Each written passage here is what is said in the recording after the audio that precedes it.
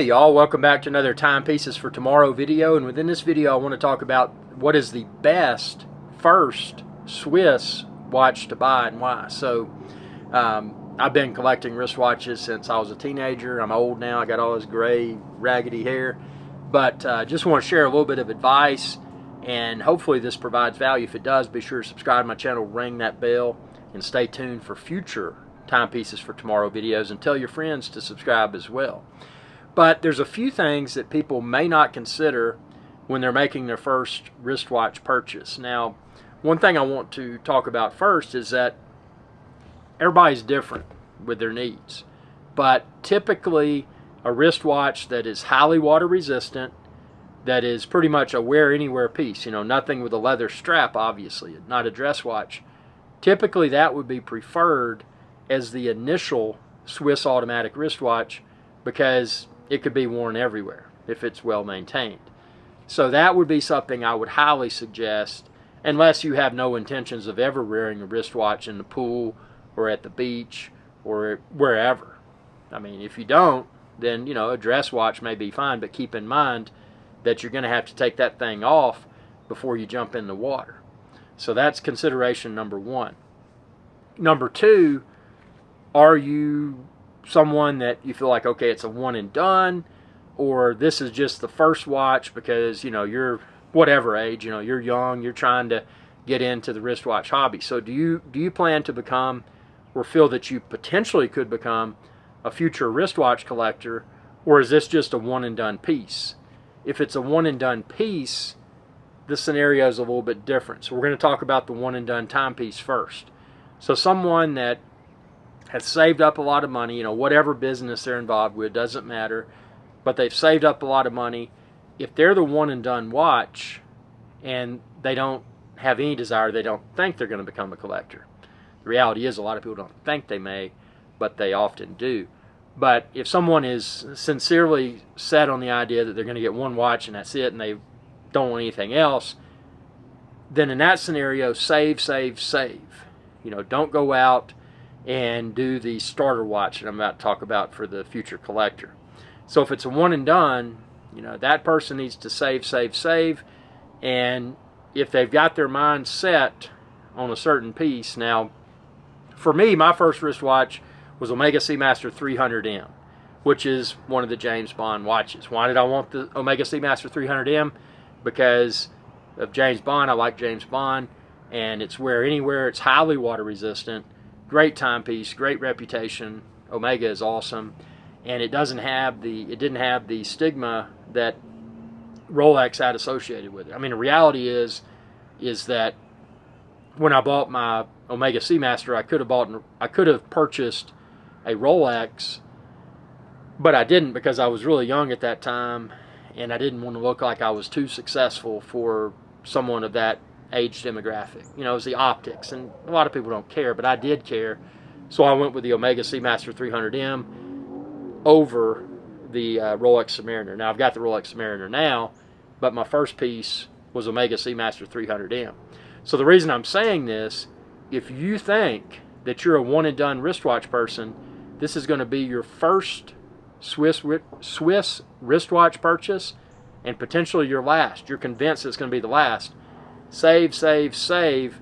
Don't shortcut yourself, because if you get anything that's not exactly what you want in your mind, whether it's a Rolex Submariner or an Omega Seamaster or whatever, you're always going to feel like you took a shortcut, and then basically you're going to buy something that you don't like and you should have just waited.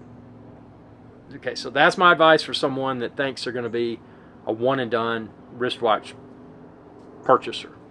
Now the other thing is somebody just starting out with wristwatches. This person doesn't know, okay, maybe this is the only wristwatch I'll buy. Maybe I don't like wristwatches, but I want to buy this. I want something good that's going to last. What should I buy? So I'm going to go back to what I said earlier. Definitely, if you plan to wear it anywhere, go with a wristwatch with high water resistance, a screw down crown. You don't want anything with a chronograph that does not have screw down chronograph pushers. Keep it simple. For the first wristwatch, it doesn't have to be high end. There's plenty of examples out there depending upon one's budget. And I mean, you can go all the way from Tissot, has some really great wristwatches nowadays. Tissot, Longines. I'm not a fan of Tag Heuer, but some people may be. You know, I would look at Tissot. I look at Longines. I would look at maybe an Oris. You know, look in that category. Or if you want to start out strong, you know, look in the Omega, Breitling, Rolex camp.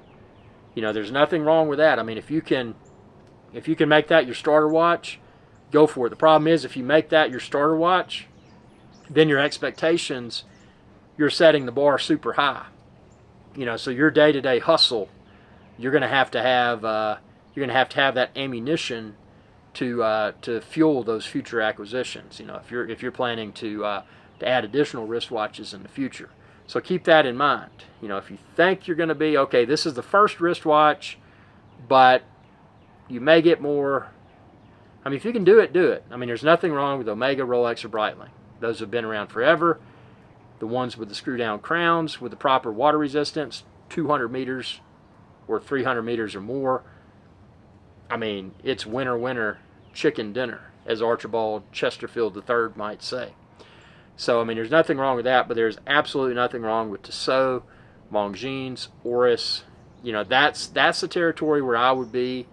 Now, you know, once you get beyond, you want to start out with that. There's a lot of brands, and subscribe, check out my Timepieces for Tomorrow video playlist, and I talk about a lot of the brands.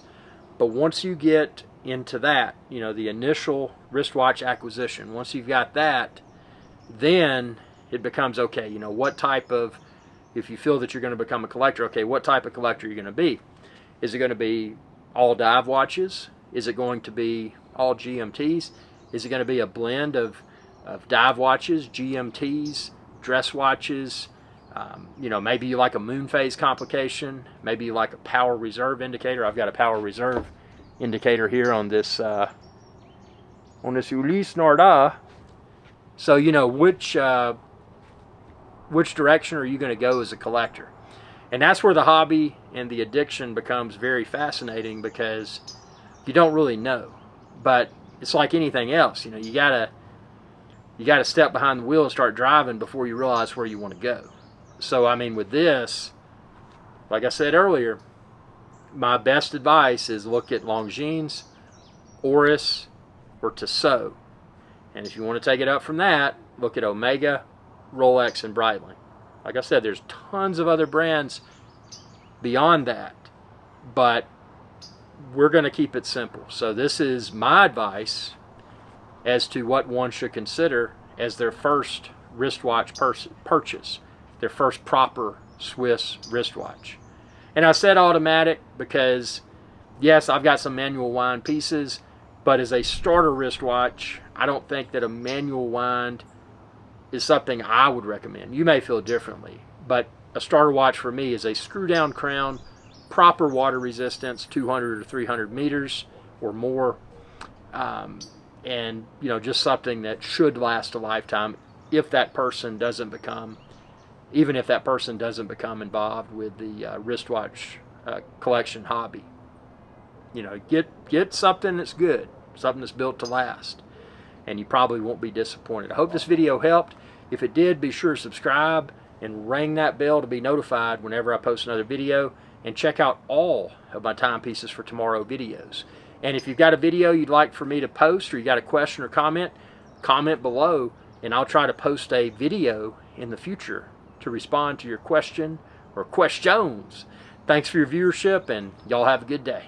Thanks again for watching this video, and want to remind everyone, be sure to subscribe and ring that bell icon when you do, to be notified whenever I post another video. And if you've got a wristwatch or a wristwatch collection that you'd like for me to try to review with an upcoming video, send me an email, review@timepiecesfortomorrow.com.